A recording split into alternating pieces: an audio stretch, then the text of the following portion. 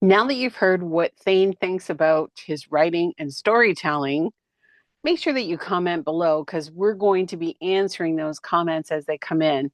So if you want to get in touch with Thane, please leave your comments below and let us know how you're liking this series. Fighting within So, myself, the young me and the old me. I think I also wanted to make sure it was harder to research him. Kids nowadays don't like anything open-ended. It's like therapy. so now I just wanted to ask you a question about the book, The City of Legend Shooter that we're talking about. Yep. You know, like your bad guy, I guess, is in his early 60s, which is really unusual. It's an age rarely centered in crime thrillers. So, what did you most enjoy about placing an older character at the heart of a fast paced, high stakes story? And what does age give him that youth could not? Oh, okay. Um, so you're talking about the protagonist, right? The Yeah. but not too easy character. Um, well, I mean, I made him my age, basically, right? Which was great because I mean, I was writing. I usually write people younger than me, so I kind of, oh, I don't know. I wanted to be me a little bit, I guess. Just because, feeling the shoulders, feeling the hips, feeling the knees. And I thought it would bring another layer to the character, especially because of how he was found with the injuries. But I think it also it allowed me to show that, you know, that age range still has a lot to offer. And it was, young Thane versus this age Thane, right? And I kind of got to be both when I had to do the younger characters, and then I got to be me reacting to these. So it was like I was fighting within myself, the young me and the old me. And what does the old me have? Well, he's got experience. He can't rely on the stuff that the young me, like for myself, I can't rely on muscle explosion and sprints and speed anymore. So I rely on cunning and thinking and perception, right? And I think that's what I bring to that character when I write it because it's like he's got to do the same thing. He's got to take into account his age. He's got to take into account, he can't chase some suspect across 40 city blocks. He can't, Right. right? I mean, I even have, and it's not a spoiler, but I even have a scene where, he's upset and he tries to walk from St. John's to a location, and it's quite far. And, after 2.5 hours of walking, he passes out. He collapses because he's exhausted, right? Like I wouldn't put that in if it wasn't a kind of a factor with a different aged type of character, right? So it gave me limitations, but it also opened me up to be more creative because if he has the problems of amnesia, he has the problems of trying to solve a crime, he has the problems of thinking he's going insane with these elemental signals he's getting, but also his body's letting him down. Well, that's more drama. That just makes the soup that taste that much better, right? So I think probably I brought that in just as another layer to have fun with, and I could identify with because I am that age. So I, Yeah. you know, And did that change the age bracket of your readers or no? no, I find mysteries, murder mysteries, crime, thrillers, whatever, there are just that type of reader. And I don't really, I mean, I'm sure some kind of statistical study would tell me I'm wrong, but I don't know if it has an age range. I think people who just like crime and mystery will read it. I don't think if they looked on the back and they like, okay, the main character's 60, yeah, I'm not going to read it. I don't think they would do that. I don't think. I don't know Does it everything. say on the back of the book that he's 60? I don't remember if I put it in the blurb. Doesn't really. He's older though because the way he's talked about. But Okay. I don't think I say his exact age. But on the opening, I think in the opening book on the opening page you do. It's in your face right away. Yeah. So yeah. Well, it just gives you a different way of looking at the killer, the fact that, or not just the killer, but your character, because now you can kind of put yourself in his place if Yeah. you're in that age bracket. Yeah. I think I also wanted to make sure it was harder to research him. Like if he was amnesiac at 20 years old, well, he hadn't lived a lot, so there's not a lot to investigate, right? Being in his 60s, he's been around a while. So, you know, and and I gave him a weird accent, right? People think it's Bayesian, some people think it's, he's from the Caribbean, some think he's like, so I had fun, but because he was so old, it was like this guy's been around for like 6 decades. He could have been anywhere, right? So it was more fun for the other secondary characters trying to find out where he's from, doing their research, just coming up with dead end after dead end because of his age. So I think that played well too, and that was simply by chance. I thought of that later while I was writing it. Right, Right. I'm writing, going, okay, so this superintendent's trying to figure out his backstory. Oh wait, he's been around 60 years. Oh, this is gonna be fun. So as a pantster, I was like, okay, boom, boom, boom, right. So yeah, That's very cool. I yeah, like that yeah, idea. And I mean, like I said, would just open up a whole new way of thinking when it comes to your readers, because now things are a lot different when you're in that age group compared to when compared to yes, the young children, would or not children, but the younger generation that we'll talk about in the next two books, yep, the Dockridge Kids and the Broken Things of Bonavista. We'll yep, definitely talk about the difference, and not just the mindset, but you're kind of looking at the story through these kids' eyes, yes, yeah, and same thing with the 60-year-old. You're looking through his eyes and what you've seen and what you've done. And yeah, yeah. so it's quite interesting. Yeah. Yeah. So it was like I said, it was challenging. Shooter was really challenging to write, only because, like I said, you have to write it backwards, and then you have to make sure you give enough to your reader that they don't feel like you're hiding stuff from them, because you got to give them clues. You got to give them that because they're trying to figure it out with you. It's not fair if you're just holding all these clues and it's only for the character, because there's no enjoyment there for the reader. And I mean, I haven't had anybody write me yet saying they guessed who the killer was. I've been very, very fortunate for that. So I feel like I did my job. Um, and they say how they enjoyed it. And the metaphysical aspect doesn't seem to bother anyone. So, you know, Yeah, did you think that would be a problem? yes, I did. I did Okay. because I thought people wanted the DNA testing and the CSI kind of stuff. And when you have something like a metaphysical thing, like it's like it's like just a hair away from being supernatural, right? So that changes the demographic of the reader, in the fact that, well, because like at markets, I'll get a lot of people, oh, they only read true crime, and I'm like, well, then this is not your book. Like, I'll be really, this is fiction. It's fiction. It's not true crime, and because there's a lot of true crime readers here on the island. I don't know what it's like on the mainland, but here, a lot of true crime readers. It's a very popular genre. So I'm very honest, but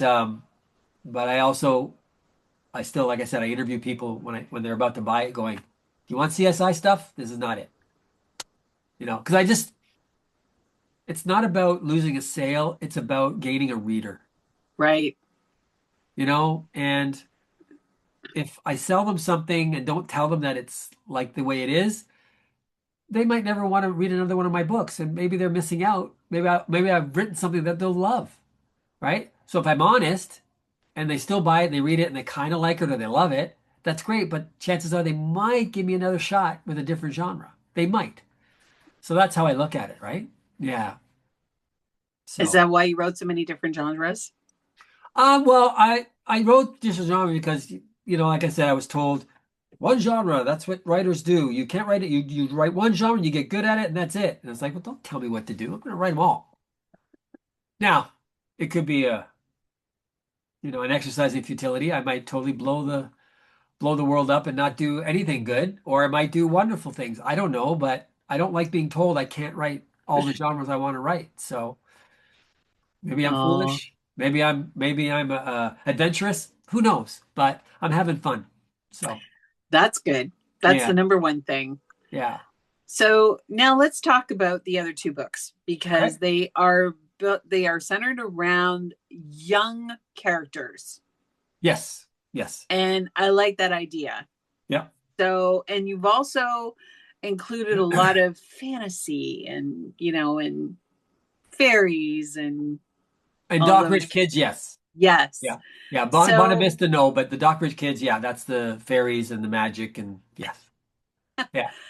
and so you wanted to do something, you wanted to put something together for the younger reader, correct? I did in the fact that I always, because like I said earlier, because my dad used to tell me stories, fairy stories and stuff about happened on Dock Ridge, I always wanted to write a fairy story because Newfoundland is very similar to Ireland in a lot of aspects. And one is they have a uh, really detailed fairy folklore here. And, still people the generation older than me still tell me story. Like when I was selling Dockridge Kids, we had a Christmas market just last year, and Dockridge Kids had just come out, and all the old timers that are older than me were buying it for their grandkids or their great grandkids, and they were like, oh, and they started telling me stories that they experienced Okay. around the island, right? So it was just that it's still really alive and vibrant here. So, but I wanted to set something in Avondale because it's where I'm from, and I wanted to pay homage to my dad in the fact that he used to talk about Dock Ridge Road and how, when I was a little kid, he's like, "Don't go up there alone," and I'll tell you why. And you know, and he'd tell me these stories, right? Um, and so that's why I did it. And then, but I wanted to do like so that's the cover for Dock Ridge Kids. So I wanted to do that kind of story, but I wanted to do a middle reader kind of book, a 10 to 14-year-old. So I was like, I think this is the perfect time to try because I can bring these two things together and hopefully come out with something wonderful. And I wanted to do a bunch of friends, like a group of friends. I didn't want to have one character. I wanted to kind of challenge myself and have five main characters. And I think I achieved it. I don't think anybody has favoritism. Um, and it was really challenging, but the best thing about fairies or magic or supernatural, you can always get yourself out of it. It's so easy. Oh, yeah. Well, yeah, because it's like, okay, I got them in this place I think I think I'll have a butterfly turn into a horse here. I can do that. And then in the edits, I'll make it sure it makes sense, but you can get yourself out of trouble with the supernatural. It's a lot easier, right? So I knew that that was going to be my saving grace because I knew this was going to be a hard story for me to write because they're all so young. They're all like between, I think the oldest character is 15. And she's actually treated different because she's 15, and the others are all like 11 and 12, I believe. So, and they have a dog too, which I had an animal in this one, which was different to write as well because it was a character. Um, so it was fun to write, but it was really scary because I had to capture that youth, and I haven't been young in a long time. So I had to rely on, again, my neighbors, their kids, how they act, how they react, how they speak, and I did that, and I was very happy with the final product, but I still had some questions. So I picked some beta readers, but what I did this time was I picked parents and I said, "Can you read this to your child?" Not you read it. I mean, they're going to read it, but I said, "Can you just read this to your child and let me know how they react to it?" And that's what I did for this one, which, was really nerve-wracking because kids pick up on things you never think, you know? And there was a throwaway scene that I just I needed as a catalyst to get to another scene. And every one of the beta reader kids, there was seven families, a minimum of seven kids.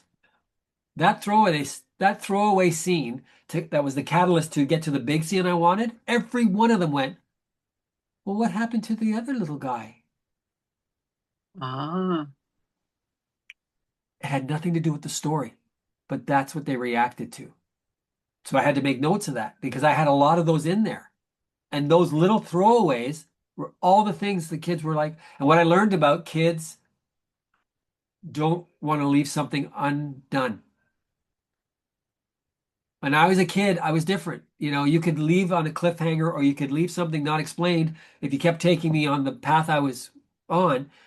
But, and I can't say it's unique to these seven families. I mean, I think that's a pretty good, that's a pretty good span of seven different kids minimum because some of them had more than one child.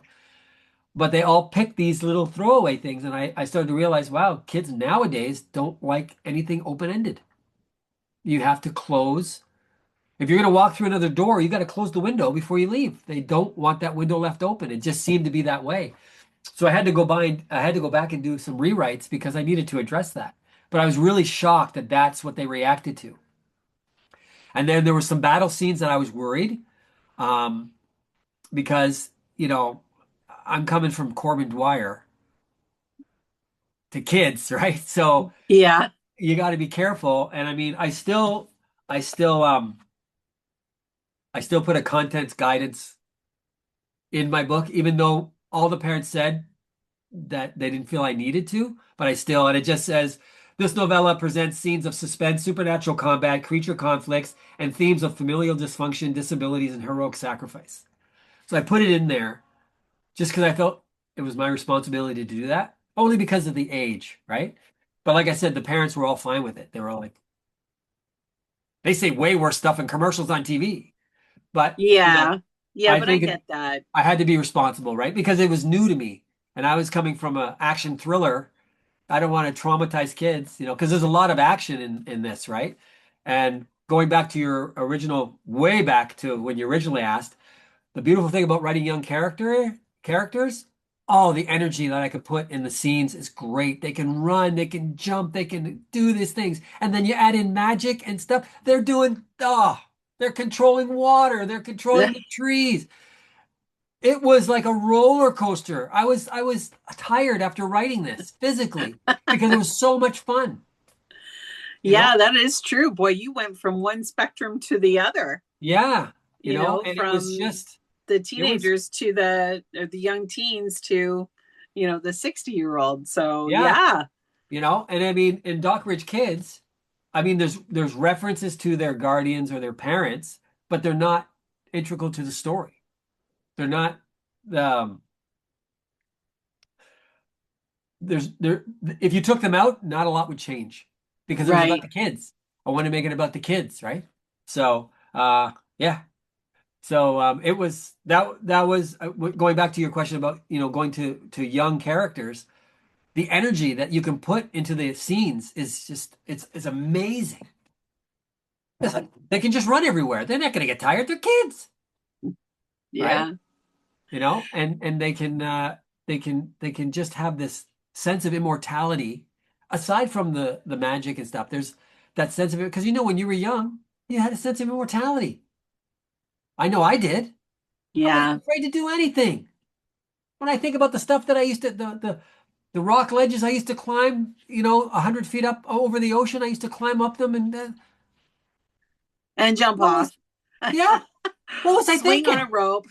Yeah, so that was fun for me because it took me back to that, and I was energized writing that book. Like I'd say I wrote this really quickly because there was so much energy. I was just banging out chapter after chapter each day because it was so much fast paced. It really affected my writing in the fact that I just was like, wow. Even my wife was like, "You're done the vomit draft already?" And that was a lot of editing. That slowed everything down for the editing, but getting the first draft out, it was ridiculous because it was so much energy. I was physically tired when I was done. I honestly was. That's interesting that Yeah. you put that much energy into your writing. That's really great Yeah. It was because you fun. see the whole thing unfold in front of you, obviously. Yeah. And being a pantster, Right. so I've got them in this forest and I'm like, ooh, what would be great here? Oh, but they're gonna have to. How are they gonna get away? Ooh, they could. Okay, and Now, do you then find that kids believe, like, they believe more than adults do. Like, do you know what I mean? They're a little bit more naive to the fact that, like this is really happening, and where the adult might say, "Oh, that would never happen." I think they're just more uh, forgiving, and they have no trouble suspending disbelief. Like they Ah, just don't, because they're buying the product. Like as soon as you start the story, they're like, okay, so we got fairy, we got something supernatural, we got something. Okay, anything goes, and I think kids understand that right away. So they just open up and they go, okay, anything goes, gotcha. Because with all the beta with the parents reading to their kids, there was never once where the kids was like, what? Never. Because I asked specifically, I gave them a long questionnaire, you know, and never once they were just like, "Oh, what happens now?" What like they were forgiving about the ridiculousness of some of the scenes because of the way I had set it up. So, yeah. do you think you will do another more of those types of books? Um, I might do another Doc Ridge because I left it open because I wanted to see how people reacted to it. And so far the reaction's been amazing. Amazing. The parents are writing me saying, when you do another one, please let it send out an announcement. So, so far so good. It's not on my to-do list right now because I have 2 or 3 books that I'd like to get done before I go back to Dock Ridge, but I can see another one. I don't know if I do another kids book out of the realm of Dock Ridge. I don't know, but you know what? I can change my mind In an instant. instantly. If something happens or I get inspired by a title or something, you never know. You never know. I can't say. But if you ask me right now at this moment, I could see another Dock Ridge Kids adventure, but I don't see another kids book outside that. Not now. So Right. yeah, yeah, Well, that's interesting. yeah, yeah. What do you want these kids to learn about themselves? Ah, never lose that just never lose that love of living. You know, the world's Yeah. gonna try to beat you down. Don't let it, right? Yeah. Don't make you dream a little smaller. No, no, no, no, no. Don't change the size of the dream. Change the color of it, change the tone maybe, but not the size. Keep the size, right? And these kids live on a little street called Dock Ridge Road. It's a little non-street in Avondale. It's not a non-street, but it's like a tiny little spot, but it's huge to them. It's their world and it doesn't shrink. It stays the whole book. And if anything, it gets bigger with their excitement, right? And Didn't you I notice that when you were a kid too? Like, I definitely want to jump in on this one yeah. because didn't you notice that when you were a kid, everything was so much bigger? The streets were Oh, longer. When we used to yeah. ride our bike, it would take, forever to get to Yeah. the corner store. And then Yeah. when you go back there now, it's the same thing with your school, right? Your school used to be so big, but when you go back to your grade school, it's like, wow, what happened? I know. I went back to my elementary Mm. school probably about a decade ago. I was about 50, and I went back. No, well, anyway, I went back to my elementary school, and I walked into the gymnasium, and it just looked like a room. It didn't look like it. Like when I was a kid, that seemed like just a huge space, and it was so small. It was so tiny. Yeah, I know exactly what you're saying. Yeah, And I think that that's what I imagine, or that's what I picture in, the Dockridge kids, is the yeah, fact that, like you said, the street and all these things happen on this street, yeah. and to them that's the world. That's their world. And as they learn more about themselves and about what's going on, it gets bigger and bigger. And then they realize they have to defend what's getting bigger and bigger and bigger and bigger. And they got to grow with it or collapse. And as a team, they have to learn, So yeah, it was I mean, there's a lot of little lessons in there, I'd say. Cooperation, sacrifice, loyalty, huge one. Keeping your word. Um, not giving up, not uh, like glass always half full, always half full, never half empty, always half full. That kind of thing. I think that resonates there. Because in my questionnaire, I was like to the parents, like, what do you think the kids will take away from this? And they all said positivity, loyalty, friendship, camaraderie. So I was like, okay, those are all good things, Were you know. you hoping to do that? Is that what Yes, your whole I point was, but was? yep, Okay. but I never assume and I never expect because man, you could write a sentence, and I'm sure everybody watching has had this happen. You write the most perfectly worded email to somebody, but because they can't hear tone, they take it the wrong way. I'm sure everybody's had that Absolutely. experience, right? And it happens in books. I'm sure it does. So, I never assume or expect. I just react. I'm like, okay, how we doing? Okay, yes, you know. So once I have that core group, that's my defense. If someone does take it the wrong way, I go like, okay, I feel bad that you take it that way, but I did do a beta, and a lot of people I asked that specific question, and it never came back that way. So, you know, so yeah, because you can't make everybody happy, right?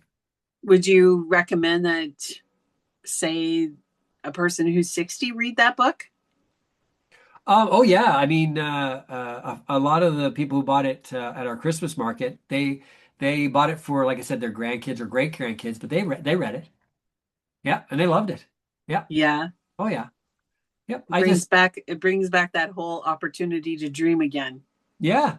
Yeah. And like I said, there was a one review, a gentleman wrote a review. I believe it was probably on Goodreads, but he read it and he doesn't have any children that he mentioned, but he read it and he said it took him back to his Goonies Monster Squad days. And he loved it because it reminded him of Goonies and Monster Squad, those movies from the 80s, right? So that made me feel good you know, even though it's written for a certain age group. Yeah, I mean, I think anybody can read it. Um, just, you have a certain level of expectation in the way I present the material. It's obviously going to be a different tone and a different cadence and a different pace than like a Corbin Dwyer or a Shooter, obviously, because it's for kids. But I think anybody can enjoy it for sure. Yeah. Is there still a mystery? A deep mystery that's included in the story There is. or Yep, there is a little bit of a mystery to it. It's the mystery is disguised as crisis. That's all I'll say. okay. Yeah, because if I say anything else, it's spoiler. So, yeah, Spoiler alert. yeah, but it's more the kids discovering something about themselves, each one. Oh, I like that. Yeah, and they each Yeah. and each one has a distinctness, um, but it works better when all the others are together. So, yeah, yeah, And then finally, Broken Things of Bona Vista. yes. So, where did this come from? Like the whole idea of broken things born from Well, something that you've personally witnessed or something no, you Broken Things believe in Buena about Vista. healing in real life? Yeah, I wrote a script Oh, yes. 1992. Hold on, no, no, hold on. I got to do a thing. So 2002 Salt Lake Olympics was 2002. Death to Smoochie. Okay, I wrote it probably in 96 then. I was way off. Anyway, um, and originally it was a weird kind of quirky thing. It was called Uncle God. And it was about an orphan who found that he had a relative, has I had an uncle who was like a hermit. And when he went to visit him, he found out that all the townspeople thought that this uncle was God because if you brought something in your life that was broken, like a blender or a TV, and he fixed it, all your life problems went away. So they thought he was God living amongst them. That's what the townspeople thought. And the kid was very pessimistic and wanted to prove it wrong. That's the gist of the script. And I was on visiting the set for Death to Smoochie. It was shooting in Toronto at old. It was it wasn't Maple Leaf Gardens anymore. I forget what it was called, but it used to be where Maple Leaf Gardens was. And Robin Williams was there, and I had an amazing chat with him. Oh God, what an amazing human being! And when you're a screenwriter, you just always take the chance to pitch, right? And I know the rules. An actor will never take your script. They always say, send it to my people. Yeah. Um, because for legal reasons, right? Because if they read it and all of a sudden they do a film that's similar to it, you can sue them for, you stole my idea. And that's all to protect themselves.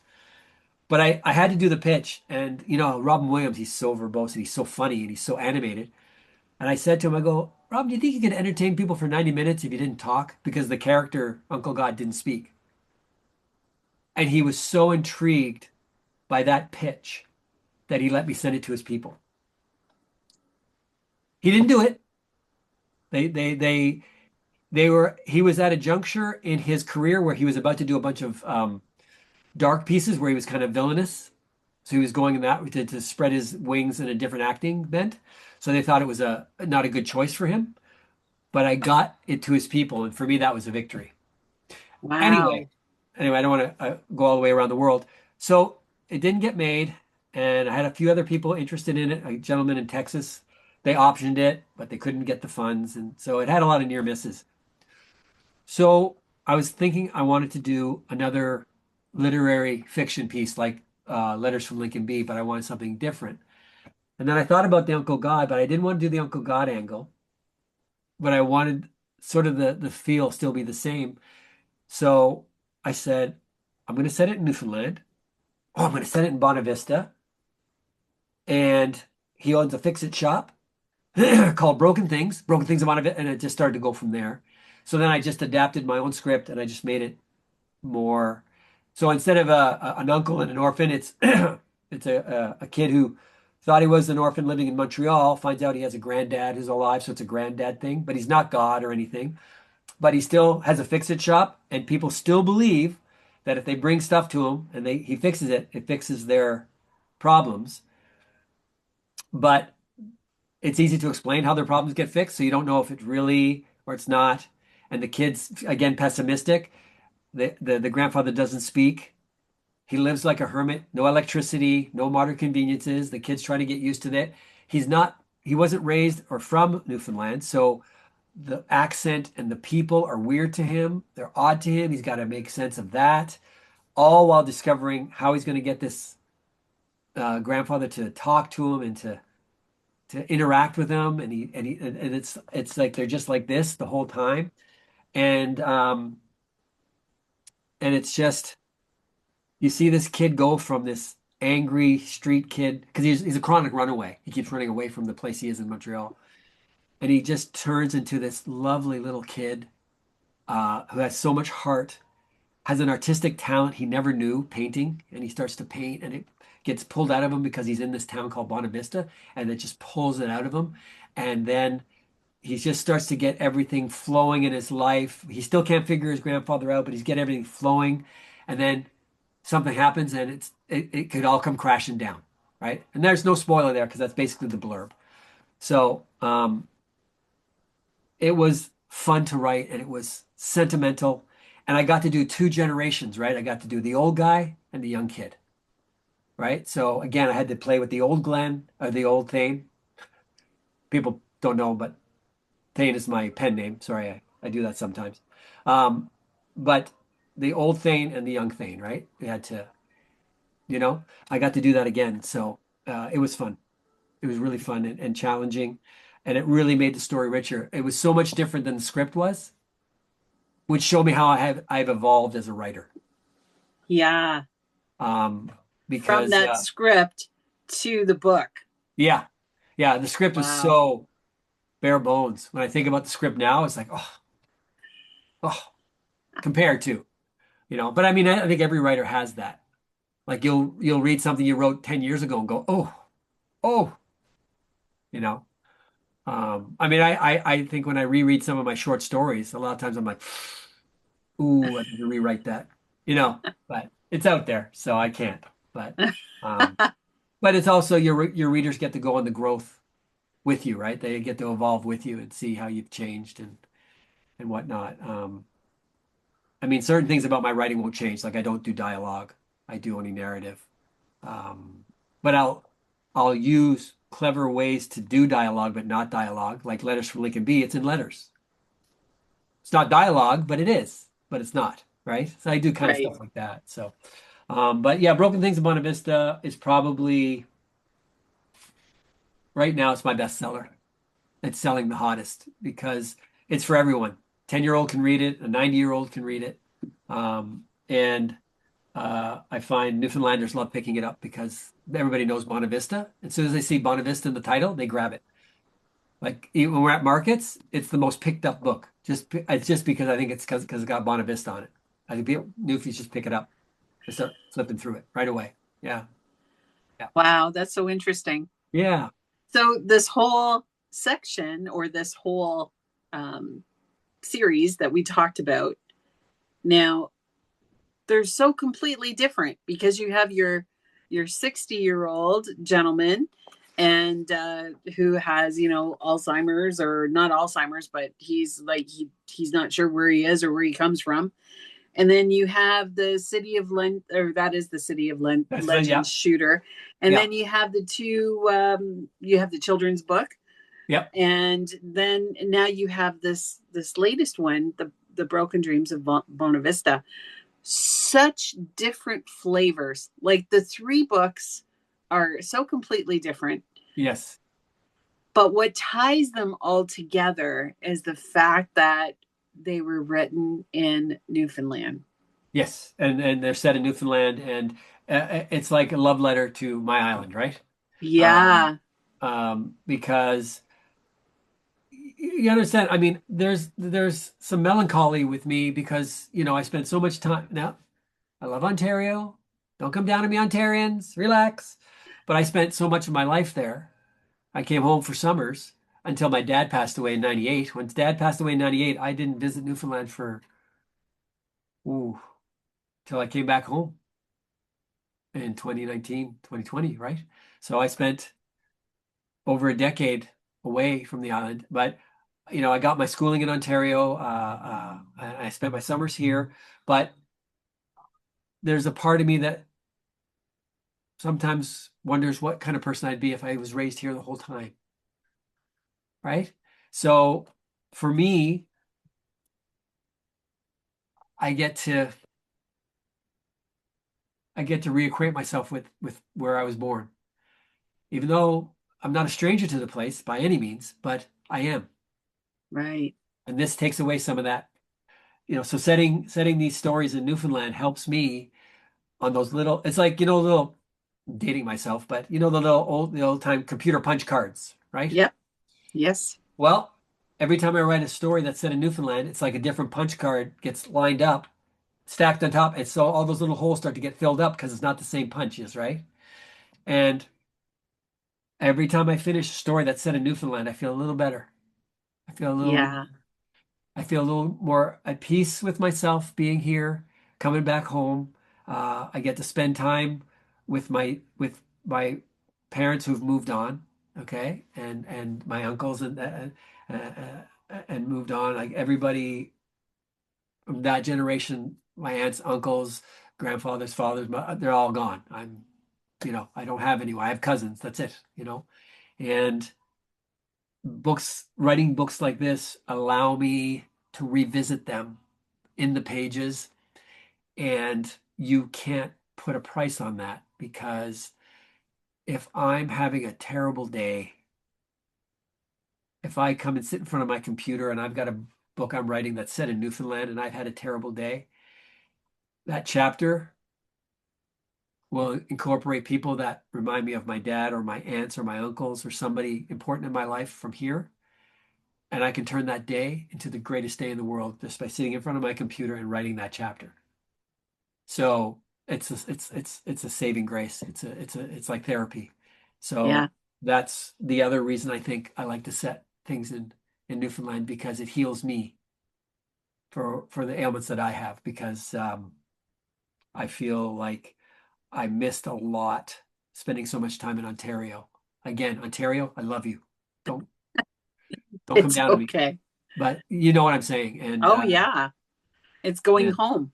yeah, yeah. Yeah. And it's just revisiting those people I miss. And also discovering things that I don't know about this island. Because like you said, I couldn't have been everywhere, and it's true. This is a big island, Oh, is it ever? right? And it takes a long time to see it all. But um it I love the journey, and I love the time I can spend walking around and doing stuff. So yeah, I'm I'm loving it. And I can see a lot more books being set here, only because it's just as much fun for me to write them as it is hopefully for people to read them. So yeah, and that's why That's I do great. Oh, it. that's wonderful. Yeah. Well, to sum up this section or this series of those three books, is there anything else that you'd like to, what message would you like to send out there? Or, I would say if anybody's thinking about coming to Newfoundland, please do. We'd love to see you. And if you're ever by Avondale, which is about 45 minutes from St. John's, come on down, say hi. We're not hard to find. You can find us. Just ask around. Everybody knows who we are. And and just you know, keep the adventure going. Even if you only travel, within the country, or you don't come here, but you go to Nova Scotia or you go to BC, anywhere. Just keep that sense of adventure going. Like, if you love to read, then make your life a book. Go and have an adventure, and those pages will be your own. And you can be the only one that has to read them, or you can share them with the world. Who knows? But I guess, yeah, just keep adventurous. And if you come to Newfoundland, we'd love to see you. I guess that's yeah. all I'd like to say. Yeah. Well, I look forward to the next series, which is going to be a couple more of your books. Yep. And then we're going to have a very special series where we pull the curtain back on what's next. Dun, dun, dun. Dun, dun, dun. So stay tuned. Thanks everybody for joining us for this set of series or this set of books. And thank you, Thaine, for all of your insight. And we really look forward to the next episode. Yay. Thanks so much. I appreciate it. Thank you.